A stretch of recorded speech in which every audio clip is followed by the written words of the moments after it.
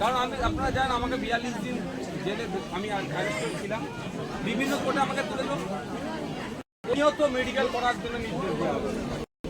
এই সমস্ত যাদেরকে হয় তাদেরকেও মেডিকেল করার নির্দেশ দেয়, কিন্তু মেডিকেল সার্টিফিকেটটা ফেক সার্টিফিকেট হয়। ফলে যে টর্চার করে আর উকিলের জজের সামনে গিয়ে বলার মতো সাহস এদের থাকে না, কারণ এদেরকে ভয় দেখানো হয় যদি মুখ খোলে মিথ্যা কেসে আরো বড় বড় কেসে অ্যারেস্ট করে দীর্ঘদিন আটকে রাখে। ফলে একদিকে মারধর চলে, শারীরিক অত্যাচার চলে, উল্টো অপর দিকে জজের সামনে উঠে বলবে যে আমাকে এই হেনস্থা করেছে বা আমার এই শারীরিক অত্যাচার হয়েছে সেটা বলার মতো এত প্রেশার এটাকে সেটা বলতে পারেনি। যে ঘটনা ঘটেছে এই সর্বোপরি একজন এই পরিবারের একজনই যে ছিল, যে যার মাধ্যমে পরিবারের সংসারটা চলছে, যেটা সংসারটা চলতো, যে আর্নিংয়ের ফলে তাকে আজকে পরিকল্পিতভাবে হত্যা করা হয়। যে ওখানকারের যে এসআই কি নাম আছে, যে মূল খবর পাচ্ছে মূল কালপিট আমরা জানিয়েছি প্রশাসনকে, আমরা তার পরিবারের পক্ষ থেকে নিয়ে যাওয়া হয়েছিল থানাতে, অভিযোগ দায়ের করেছি।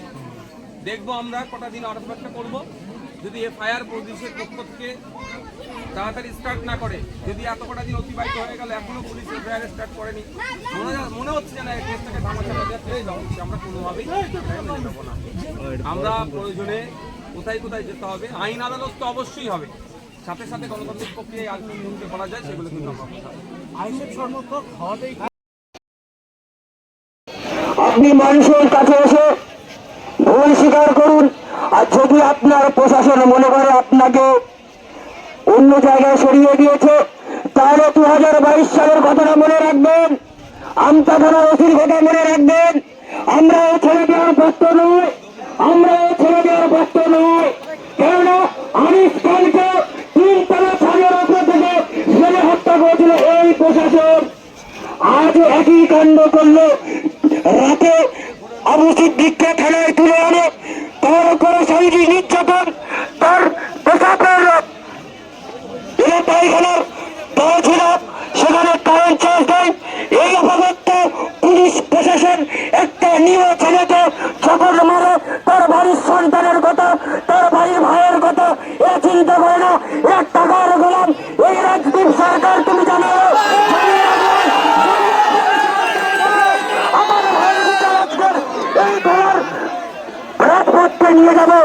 কেননা আমার ভাই কেরালাতে কাজ করত, সে শুধু একটাই দোষ ছিল, সে বিধায়ক সিদ্দিকিকে ভালোবাসত, সে আলোচককে সমর্থন করত।